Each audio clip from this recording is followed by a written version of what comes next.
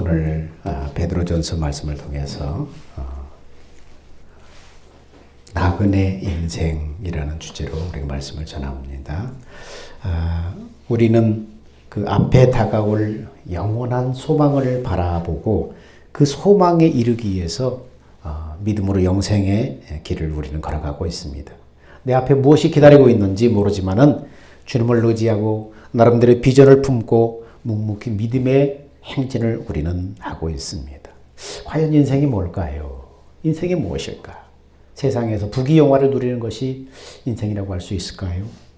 한 시대 하늘을 나는 새도 떨어뜨릴 정도로 새들을 부렸던 사람도 나이 많고 늙고 병들고 쇠약해지니까 당신 몸 하나 건사하지 못하고 때가 되니까 바쁘게 영원한 길로 가버리는 것을 우리 주변에 많이 봅니다. 자기가 자기 세상 같고 뭐든지 자기 마음대로 다 할 것만 같았는데 그 세월의 무게 앞에는 장사가 없더라는 거예요. 어쩔 수 없다는 거예요. 그렇게 똑똑하고 지혜 있고 명막 있던 사람도 지금 와서 나이 늙고 병들고 보니까 별 수 없는 한 인간일 뿐. 아파트 경비라도 하나 시켜주면 그건 아마 행복하다고 하는 소리를 듣습니다. 뭘 잡으려고 그렇게 호사를 누리려고 뭘 그렇게 호들갑스럽게 인생길을 달려왔나. 이제 모든 것을 다 내려놓아야 될 시간입니다. 내려놔야 됩니다. 가지고 갈 수는 없어요. 나이가 들면 모든 것이 다 평준화된다고 그럽니다. 인터넷에 이런 글들이 있습니다. 40대에는 미모의 평준화가 이루어진대요. 20대, 30대 뭐 꽃처럼 아름답고 누구는 막 얼굴에 비주얼이 안 좋아서 막 열등감이 드는데 40대가 되면 주름살을 막을 수 없고 다 늙어가는 표시가 나기 때문에 거기서 거기라는 거예요. 50도가 되면 지성의 평준화가 이루어진대요. 아무리 잘 배우고 못 배웠어도 다 듣고 보는 것이 있기 때문에 50대가 되면 거기서 거기라는 거예요. 아는 게. 60대가 되면 물질의 평준화가 이루어진답니다. 70대는 정신의 평준화가 이루어지고 80대는 목숨의 평준화가 이루어진다는 말이 있습니다. 조금씩 변해간다는 거예요. 30대까지는 세상의 모든 것이 불공평하고 사람마다 높은 산 계곡처럼 그렇게 차이가 나지만은 나이가 들수록 산은 낮아지고 계곡은 메꿔져서 이런 일 저런 일 모두가 다 비슷해 보이더라는 거예요. 많이 가진 자의 즐거움이 적게 가진 자의 기쁨에 못 미치고 많이 아는 자의 만족이 못 배운 사람의 감사에 못 미치더라는 거예요. 그래서 이렇게 저렇게 빼고 더하다 보니까 마지막 계산은 거기서 거기더라는 것입니다. 그렇게 잘 나가던 사람, 인기 있고 세간의 이목을 끌던 사람, 권력을 휘두르며 큰 소리 치던 사람, 공부 열심히 똑똑해서 명망했던 사람도 세월이 지나니까 너나 나나 다 비슷하더라는 것입니다. 인생 무상, 권력 무상. 이렇게 살다가 때가 되면은 영원의 길을 떠나는 거예요. 영원 속으로 들어가는 것입니다. 인생은 이렇게 죽으면 모든 것이 끝일까요? 그럴 수만 있다면 얼마나 좋겠어요. 우리가 살고 있는 이 세상도 모든 만물도 자연도 지으신 창조주가 있다는 거예요. 모든 만물과 생물은 자기 수명에 끝나면 그것으로 끝나버리지만은 인간은 그렇지 않다는 거예요. 인간은 영적인 존재이기 때문에 그렇지 않다는 거예요. 인간은 자신이 선택한 결과에 따라서 두 길 중에 하나로 가게 되어 있습니다. 인간은 육신의 죽음으로 끝나는 존재가 아니에요. 세상 만물 생물처럼 육신의 죽음으로 끝나는 존재가 아니라는 거예요. 왜 그렇습니까? 영적인 존재이기 때문입니다. 인간의 육신 안에는 영혼이 있어요. 영혼은 불멸해요. 영혼은 육신처럼 그렇게 죽어서 썩어서 흙으로 돌아가는 것이 아니고 불멸의 존재예요. 그래서 인간의 이 나의 나됨은 진실한 정체성은 뭡니까? 이 육신 안에 살고 있는 영혼이 진짜 나예요. 육신은 영혼이 사는 집일 뿐이에요. 그래서 육체를 부수면 인간은 다른 곳으로 이사를 간다고 합니다. 이사를 간다는 게 뭡니까? 육신이 죽은 다음에 갈 곳이 있다는 거예요. 인간은 육체를 벗으면은 육신은 흙으로 지었기 때문에 흙으로 돌아가지만은 영혼은 영원한 세계로 들어갑니다. 문제는 한번 죽는 것은 모든 사람에게 정해진 법칙이지만 그 후에는 반드시 심판이 있다고 성경은 말합니다. 영원한 길의 결말은 여기서 정해지는 거예요. 영원한 길의 결말, 네가 어디로 갈 것인가? 이건 여기서 정해진다는 것입니다. 히브리서 9장 27절에 성경은 분명히 말하죠. 한번 읽어볼까요? 시작. 한 번 죽는 것은 사람에게 정하여진 것이요 그 후에는 심판이 있으리니. 죽으면 끝나는 게 아니라는 거예요.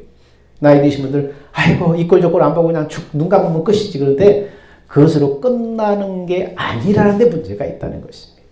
그러니까 육신을 벗는 것뿐이에요. 사실 인간의 죽음 자체로 끝나버리면 좋겠지만은 그러나 인간의 육신의 죽음은 영혼으로 들어가는 출발이. 그래서 이 영혼이라는 무게가 얼마나 우리를 짓누르는지 모릅니다. 인간은 영원히 살도록 하나님께서 그렇게 지으셨어요. 그 지으신 인간에게 영생을 주셔서 하나님과 함께 영생 복락하도록 하나님이 약속하셨어요. 그래서 성경은 하나님의 약속을 이렇게 표현하고 있습니다. 자, 읽어봅시다. 시작. 그가 우리에게 약속하신 것은 이것이니 곧 영원한 생명이니라. 육신의 죽음으로 끝나는 게 아니라는 거예요.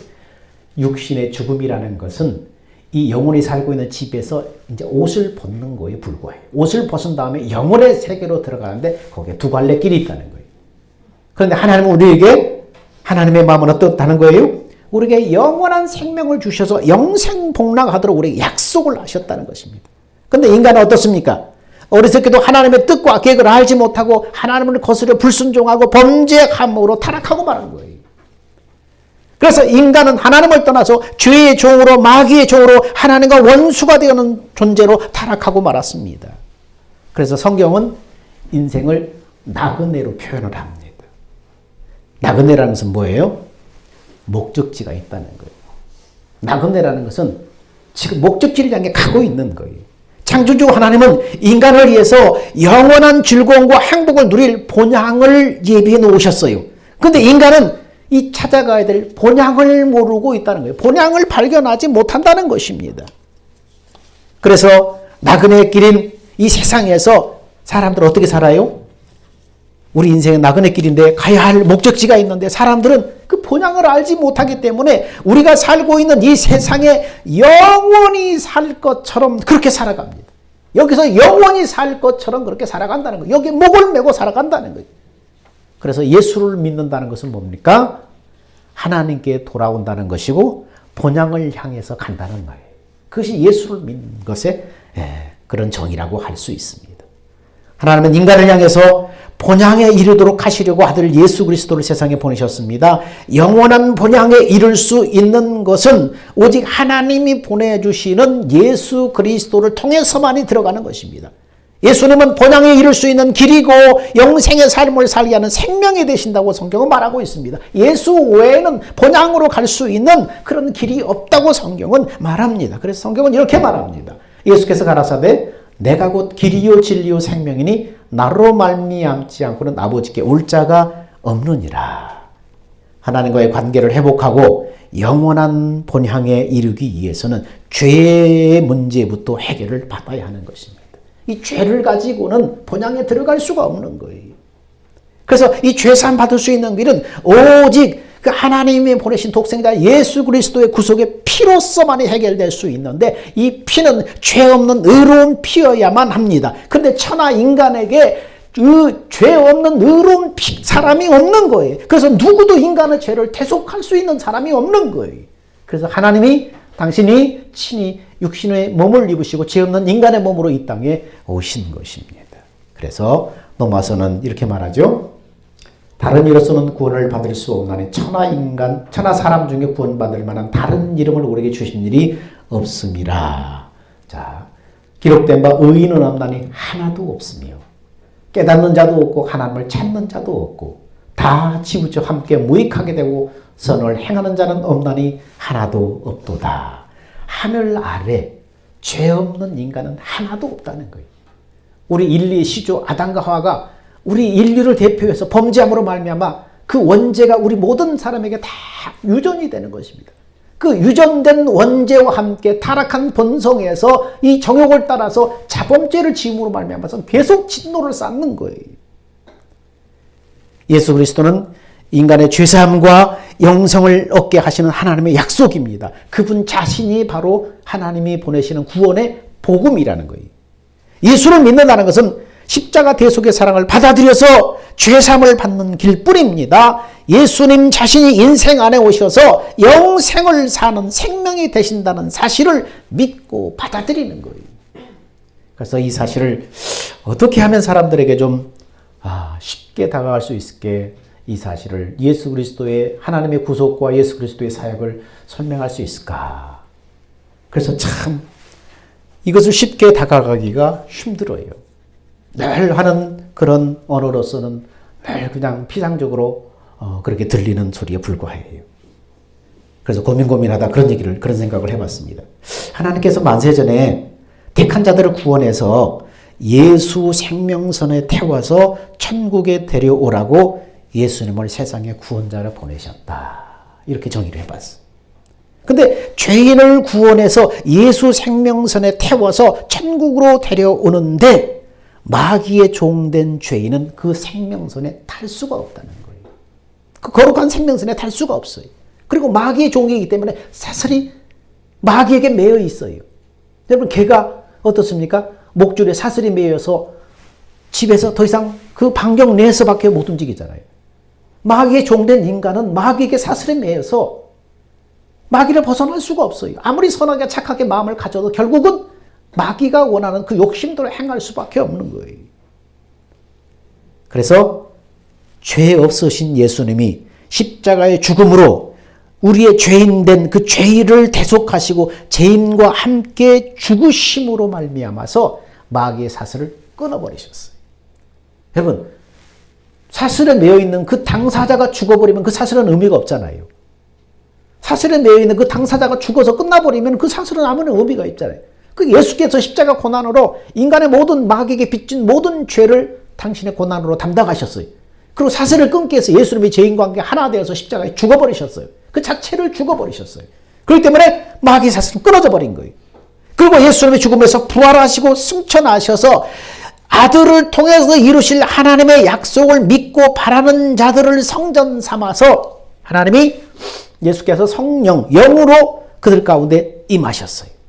자, 하나님을 믿는 사람들이 마귀의 유혹으로 마귀의 영향력 아래 살지 않고 이제 영원한 생명의 삶을 살려면은 예수 생명선 안으로 들어가야만 하는 거예요. 그 생명선을 타기 전까지는 마귀의 영향력 아래 있어요. 죄의 유혹 가운데 있어요. 성령은 마귀의 종됨에서 해방된 자들을 예수 생명선에 태우려고 그들에게 말씀하고 가르치시고 인도하는 것입니다. 어떤 제품을 우리가 받으면 그 제품에 대해서 여러분 뭐가 들어있어요? 설명서가 들어있잖아요. 예수 생명선에 타려면은 어떻게 해야 되는가? 성령이 예수님께서 영으로 믿는 사람 안에 오셔서 말씀하고 가르치시고 인도하시는 것입니다. 이 생명선에 타려면 여러분 어떻게 해야 됩니까? 하고 말씀하고 가르치고 인도하는 거예요. 믿는 사람들에게 오셔서. 왜냐하면 생명선 안으로 들어가는 것은 생명 대신 예수님과 마음이 합체돼야만 그 마음을 타고 생명선 안으로 들어가는 거예요. 그 생명선을 타는 다리는 뭐예요? 예수의 마음이 바로 그 생명선으로 들어가는 다리인데, 교두보인데 그 예수의 마음과 우리가 합체가 돼야만 그 마음을 타고 생명선 안으로 들어가는 것입니다. 예수님과 마음이 합체되면은 성령의 말씀과 가르치심의 안내로 예수님의 마음과 합체되면은 성령의 가르침과 안내로 뭘 알아요? 예수의 사랑, 예수의 마음을 봐야 하는 것입니다. 성령의 가르침으로 이걸 봐야 돼. 하나님의 마음을 봐야 돼. 하나님의 사랑을 봐야 돼. 우리가 지식으로 아무리 들어도 안 되는 거예요. 그 지식일 뿐이에요. 우리 안에 오신 성령께서 우리에게 아들을 보내어 나타나신 하나님의 사랑, 그 사랑, 하나님의 마음, 그 마음을 성령이 우리에게 말씀하고 가르치는 거예요. 감동을 주고 깨닫게 하시고 가르치는 거예요. 그래서 성경은 성령의 가르침으로 하나님의 사랑을 알고 예수의 마음을 아는 것을 마음을 본다 또는 듣는다, 안다 이렇게 표현합니다. 이것을 성경은 하나님의 영광을 본다 주의 영광을 본다라고 표현합니다. 성령의 가르침과 안내로 예수의 마음을 보는 것, 예수의 마음을 아는 것, 예수님의 음성을 듣는 것, 이것을 뭐라고 말해요? 주의 영광을 본다라고 성경은 표현하고 있어요. 성령께서 예수님을 알도록, 예수의 사랑을 알도록, 예수의 마음을 알도록 말씀하고 가르치시고 깨닫게 하십니다. 그래서 예수 생명선 안으로 들어가게 되면은 예수의 마음을 내가 받아서 예수의 마음이 내게 임하면은 예수님과 마음으로 하나 되는 거예요. 그래서 생명선 안으로 들어가게 되는 거예요. 그러면 예수님과 마음으로 하나 되어서 생명선 안으로 들어가면 선장 되신 예수님의 말씀을 마음으로 듣고 인생의 항해를 하는 것이 뭡니까? 이것이 믿음의 생활이에요. 이것이 영생의 삶이라고 해요. 영생을 사는 삶이에요. 영원한 생명으로 살아가는 삶. 이게 믿음의 삶이에요. 여기서부터 본격적인 믿음 생활이 시작되는 거예요. 여러분은 어디쯤 와 있습니까? 그래서 성경은 제일 먼저 뭐라고 그래요?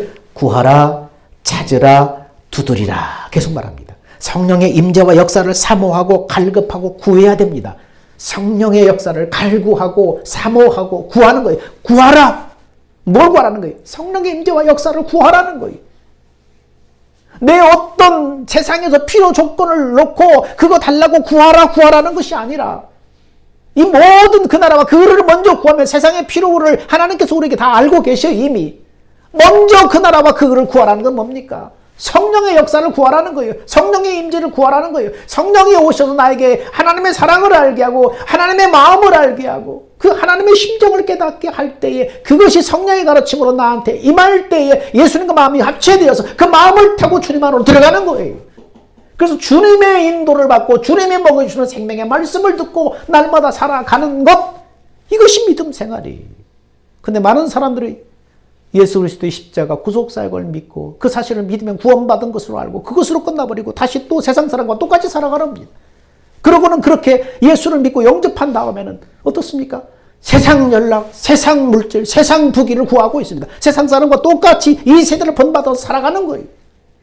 그것은 하나님이 의도하신 삶이 아니라는 것입니다. 그래서 성경은 제일 먼저 구하라. 그 다음에 찾으라. 두드려라. 성령을 구하고 성령의 가르침으로 말미암아 하나님의 사랑, 예수 그리스도의 사랑, 예수 그리스도의 마음을 찾고 진리의 말씀을 가르쳐서 찾고 그 다음에 주님의 마음 밖에서 두드릴 때 주님이 들어오시는 것입니다. 문을 열고 들어오는 거예요. 그러므로 사랑이신 예수 외에는 어떤 것이라고 할지라도 우리에게 영생을 줄 수 없습니다. 죄라는 것은 하나님의 그 은혜와 사랑, 그 하나님이 우리를 위해서 예비하신 그 은혜와 사랑을 거부하는 것이 죄입니다. 하나님이 보내신 예수 그리스도를 믿지 않는 것이 죄입니다. 창조주 하나님의 그 지극한 사랑, 그 약속을 거부하는 것이 바로 하나님과 원수가 되는 일입니다. 인간은 영원한 세계로 들어가는 길에는 두 갈래 길이 있습니다.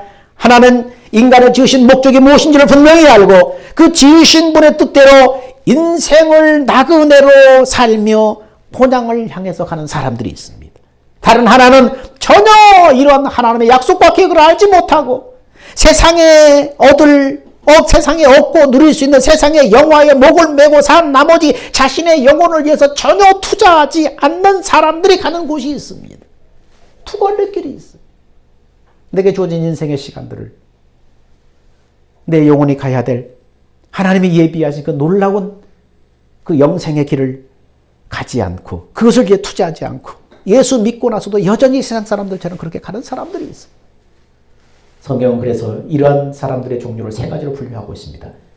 육에 속한 자, 육신에 속한 자, 신령한 자. 신령한 자는 뭡니까? 성령의 가르침으로 성령을 구해서 성령의 가르침으로 하나님의 사랑을 깨닫고 하나님의 마음과 하나님의 심정을 깨닫고 그 예수의 마음 안에서 들려오는 주님의 음성을 따라서 날마다 걸어가는 삶, 날마다 이 사랑을 사람들에게 공급하며 사는 삶, 이게 신령한 자의 삶입니다. 예수를 믿고도 이런 삶 속으로 들어가지 못하고 세상 사람들과 별반 다르지 않게 살아가는 사람들은 뭡니까? 육에 속한 사람들입니다. 예수를 믿었지만 세상 사람과 똑같이 살아가는 사람, 이 생명선 안으로 들어가지 않고 생명선 밖에서 이제 세상 사람과 똑같이 살아가는 사람, 이걸 육에 속한 사람이라고 합니다. 그 다음에 육신에 속한 사람이 있습니다. 이 사람은 하나님의 뜻과 계획을 전혀 알지 못해요. 예수를 전혀 알지 못해요. 그냥 사랑 불신자예요. 예수를 믿는다고 하면서도 예배당에 나와서 예배를 드린다고 하면서도 육에 속한 사람, 세상 사람과 똑같이 살아가는 사람이 있다는 것입니다. 여러분, 여기서 예수 믿고 나서 여기서 끝나지 않아야 돼요. 생명선 안으로 들어가야 돼요. 예수의 마음을 알고 예수의 사랑을 알아서 생명선 안으로 들어가야 돼요. 그래서 선장이신 예수님의 음성을 듣고 날마다 믿음의 항해를 해야 합니다. 계시록 20장 12절에서 15절은 그렇게 말합니다. 같이 읽어봅시다. 시작. 또 내가 보니 죽은 자들이 큰 자나 작은 자나 그 보좌 앞에 서 있는데 책들이 펴있고 또 다른 책이 펴졌으니 곧 생명책이라. 죽은 자들이 자기 행위를 따라 책들에 기록된 대로 심판을 받으니 바다가 그 가운데서 죽은 자들을 내어주고 사망과 음부도 그 가운데서 죽은 자들을 내어주매 각 사람이 자기의 행한 대로 심판을 받고 사망과 음부도 불무대에 던져지니 이것이 둘째 사망과 불못이라. 누구든지 생명책에 기록되지 못한 자는 불못에 던지더라. 생명책이 뭐입니까? 구원받은 자. 생명선 안에 들어와서 이 예수 생명 안에 들어와서 믿음의 항해를 가는 사람들. 이 사람들은 뭡니까? 생명책에 기록된 자들이고. 이것은 영적인 출생 기록이라고 할 수 있어요. 영적인 호적이라고 할 수 있어요. 예배당 교인이 되지 말고 한 걸음 더 나가야 돼요. 영원에 여러분을 투자해야 돼요. 주님 앞에 서는 그날을 성공시키기 위해서 영적인 일에 투자해야 합니다.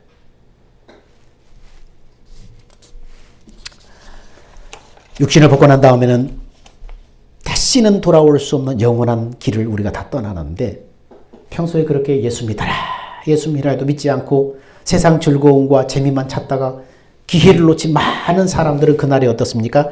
가슴을 치며 통곡하고 절망에 빠진다고 성경은 기록하고 있습니다. 육신을 떠난 다음에는 그 영원한 형벌에서 누구도 도와줄 수 없고 그를 구해줄 수도 없기 때문이에요. 여러분, 그래서 성경은 이를 갈며 통곡한다고 기록하고 있어요. 이미 육신을 벗은 다음에는 육신 안에 살고 있을 때는 이것이 보이는 게 전부인 줄 알지만 이 육신을 벗어나면 영적인 세계에 눈이 뜨여지는 것입니다. 그럼 어떻습니까?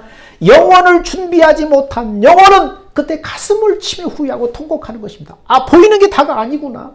육신을 벗고 난 다음에 영적인 눈에 뜨니까 영적인 세계가 있다는 것을 알고 그때는 이미 늦어버리는 거예요. 그래서 여러분, 초상집에 가면은 너무나 슬프고 애절하게 통곡하는 사람들이 있어요. 특별히 예수 믿지 않는 사람들 가운데 있어요. 그 사람은 뭐습니까?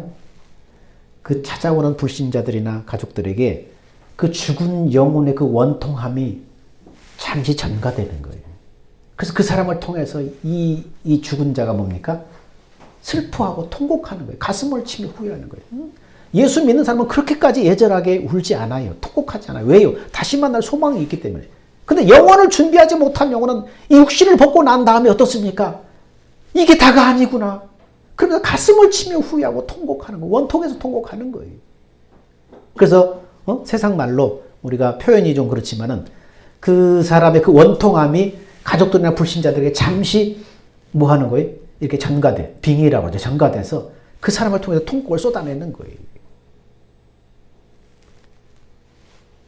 그러나 남에게 조롱과 비웃음을 당하면서 끝까지 믿음을 지키고 사명 감당하며 천국의 소망을 가지고 믿음으로 산 사람들은 엄청난 감격과 기쁨을 얻게 될 거예요. 예수 믿어라 해도 안 믿고 세상 연락이 더 좋고 세상의 기쁨이 더 좋아서 그렇게 살다가 기회를 놓쳐버린 사람, 그날에 가슴을 치며 통곡하는 사람들이 있는가 하면은, 그러나 남에게 조롱과 비웃음을 당하면서도 예수 믿는다는 것 때문에 차별을 당하면서 오히려 예수 믿는 사람들은 그냥 악착스럽게 대항하지 않기 때문에 오히려 호구로 보는 그런 경향들이 있어요. 그럼에도 불구하고 끝까지 내가 믿음을 지키고 사명 감당하며 천국의 소망을 가지고 믿음으로 사는 사람들은 그날에 뭡니까? 엄청난 감격과 기쁨을 얻게 되는 거예요. 다만 그 사람들은 뭡니까? 사랑하는 가족이나 지인들과 함께 참여하지 못한 그런 아픔은 있습니다.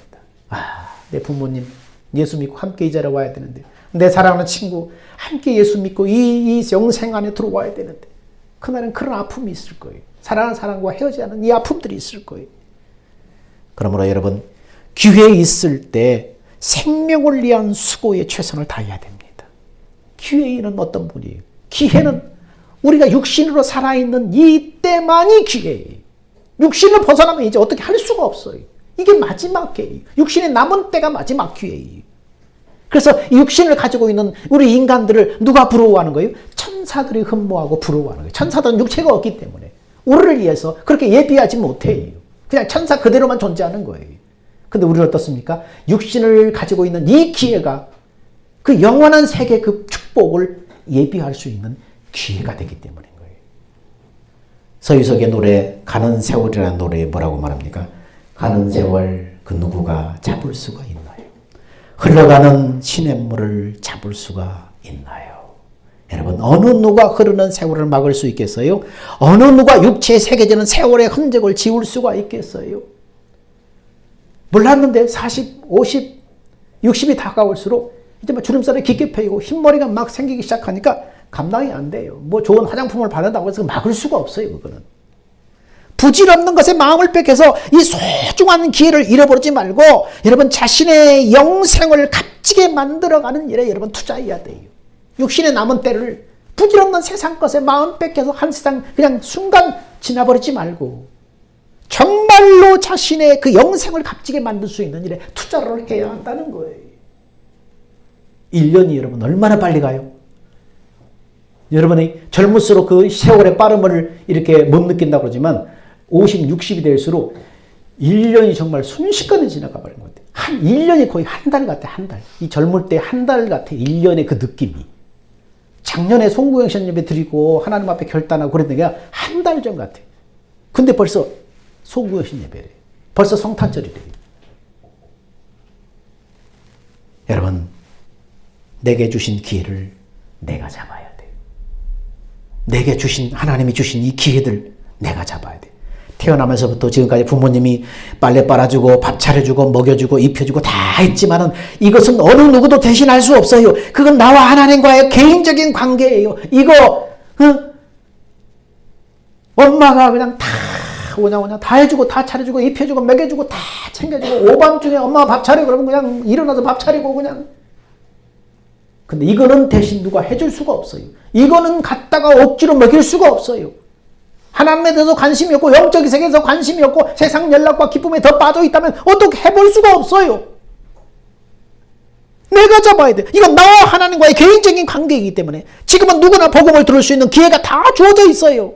자신의 생명과 그 영광을 위해 준비할 수 있는 기회가 다 주어져 있어요. 여러분에게 다 주어져 있어요. 듣고 깨닫는 대로 주님의 음성을 듣고 그 낙연의 길을 성공시킬 수 있어야 되는데 거기에 관심이 없고 오직 마음을 다른 데 뺏겨버리면은 그 기회를 놓쳐버리는 거예요. 하나님은 모든 인생의 영생에 이를 수 있도록 이들을 그리스도를 보내서 생명의 길을 열어놓으셨습니다. 아들을 보내서 생명의 길을 열어놓으셨어요. 지금 당장 눈에 보이지 않는다고 해서 자신에게 허락된 시간을 여러분 낭비하지 마십시오. 그냥 있다가 없어질 세상에 썩어질 것을 위해서 너무 집착하지 마세요. 그게 영원하지 않아요. 다 부질없게 돼요. 어느 정도 나이가 되면은 다 그게 그거예요. 많이 가진 사람이나 적게 가진 사람이나 많이 배운 사람이나 못 배운 사람이나 다 거기서 거기에요. 영원하지 못한 거예요. 인생 끝날에 내 손에 잡히는 건 아무것도 없어요. 주님 앞에서는 그날을 성공시켜야만 값진 거예요. 그러기 위해서는 우리는 우리를 도우시려고 우리 가운데 하나님이 보내신 성령님과 동역을 해야 돼요. 성령은 우리 가운데 우리 곁에 오셔서 날마다 우리에게 말씀하시고 우리의 마음에 다시 도전을 주시고 우리를 다시 재촉하시고 우리 마음에 근심을 주시고 때로는 우리 마음에 기쁨을 주시고 자꾸 예수 생명선 안으로 우리를 끌고 들어가려고 하는 거예요. 그래서 성령과 동역하는 자는 자신의 세계를 복되게 만들어가는 기회를 얻게 되는 거예요. 그래서 하나님의 뜻대로 믿음의 삶을 살 수가 있는 거예요. 그래서 성경은 뭐라고 계속 예수 믿는 사람에 당부합니까? 같이 읽어봅시다. 시작. 세월을 아끼라 때가 악하니라. 그러므로 어리석은 자가 되지 말고 오직 주의 뜻이 무엇인가를 이해하라. 술 취하지 말라. 이는 방탕한 것이니 오직 성령의 충만함을 받으라. 부질없는 세상 것에 여러분의 마음, 인생, 시간 다 뺏겨서 허비하지 말라는 거예요. 여러분 이 땅에 나그네이기 때문에 이 나그네 인생이 다인 것처럼 여기에 목을 메고 살지 말라는 거예요. 우리는 영혼을 준비하는 이 기간인 것일 뿐입니다. 자, 갈라디아서 6장 7절에 이렇게 말합니다. 스스로 속이지 말라. 하나님은 업신여김을 받지 아니하시노니 사람이 무엇으로 심든지 그대로 거두리라. 심은 대로 거두는 거예요. 인생의 남은 때를 어디에다 심을 것인가? 이 인생의 시간, 이 금과 같은 시간을 어디에다 속을 심을 것인가? 네가 심은 대로 결과를 거둔다고 말씀합니다. 세상 사람들처럼, 안 믿는 사람처럼, 야, 하나님이 어디 있어? 야, 차라리 내 주먹을 믿어라. 하나님 업신여김이 그렇게 당할 뿐이 아니에요. 그날에는 육체를 벗은 다음에는 그 사람들은 깨닫게 돼요. 그날에 가슴치며 통곡하게 돼요. 그날을 예비하는 사람들은 기쁨과 영광 가운데 천사들에게 둘러싸여서 주님 앞에 서게 될 거예요. 어떻게 해야 생명을 위한 최선을 다할 수 있는가? 성령의 도우심과 성령의 감동과 가르침을 받고 살기 위해서 전심으로 누굴 구해야 돼요? 성령을 구하고 성령을 찾고 성령을 여러분 두드려야 됩니다. 역사해 주십시오. 성령님과 동역해야 돼요. 성령님과 손을 잡고 동역해야 돼요. 구하라, 찾아라, 두드려라. 하나님은 당신을 구하고 찾는 자에게 얻게 하시며 영생의 길, 본향을 향해서 믿음으로 사는 그 길을 하나님이 열어주셔요. 생명선 안으로 들어올 수 있도록 그 길을 열어주셔요. 예수의 마음을 열어주셔요. 예수를 아는 지식을 열어주셔요. 세상에서도 자기가 원하는 것을 얻기 위해서 갈망하고 사모하고 열심히 투자하는 자에게 소원이 이루어집니다. 신앙세계에서도 마찬가지입니다. 본향에 대한 간절함과 주님과 동역하기를 원하는 갈망함, 그래서 생명을 위한 수고에 자신을 드리는 자에게 주님은 감추어진 비밀의 열쇠를 주신다고 약속합니다. 그 열쇠는 뭐예요? 예수의 이름이에요. 그 열쇠가 예수 이름이에요. 예수 이름이 뭡니까? 다른 말로 예수 그리스도의 마음입니다. 예수 그리스도의 사랑입니다. 그게 내 마음에 오면 그게 예수 이름의 열쇠예요. 그 열쇠야말로 행복을 보장하는 천국의 열쇠입니다. 그것은 예수 이름, 그것은 예수의 마음, 그것은 주의 영광으로 표현되고 있습니다. 그것을 소유하는 사람이 오늘 이 세상에서 믿음으로 살아갈 수 있는, 승리할 수 있는 사람들입니다. 사랑하는 여러분, 잠시 있다 사라지는 세상에 여러분의 인생을 낭비하지 마시고 그 나라를 예비하는 기회로 삼아서 그날에 주 앞에 설 때에 영광스럽게 주님 앞에 서는 하나님의 사람들로 발견되시기를 축원합니다. 감사합니다. 기도하겠습니다. 사랑과 은혜가 풍성하신 아버지 하나님, 은혜와 사랑을 감사합니다. 한 번 죽는 것은 사람에게 정한 것이요 그 후에는 심판이 있다고 말씀합니다. 우리는 이 땅에 잠시 살다 없어지는 존재가 아니라 영원을 향해 나아가는 영적인 존재들입니다. 하나님이 예비하신 본향, 영생복락의 그 본향을 우리에게 예비하셨사오니 그 나라에 투자하는 하나님의 사람들 되게 하여 주옵소서. 인생의 남은 때를 영원을 위해서 투자하는 하나님의 사람들 다 되게 하여 주옵소서. 생명 되신 예수님의 이름으로 기도하옵나이다. 아멘. 같이 기립하셔서 주님 다시 오실 때까지 찬양합니다.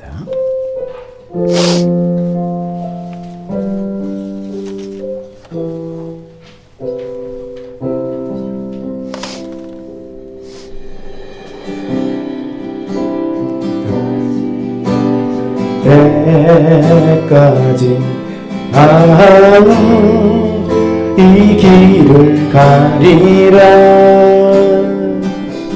좁은 문, 좁은 길, 나의 십자가 지고 나의 가는 길 끝에서 나는 주님을 보리라. 영광에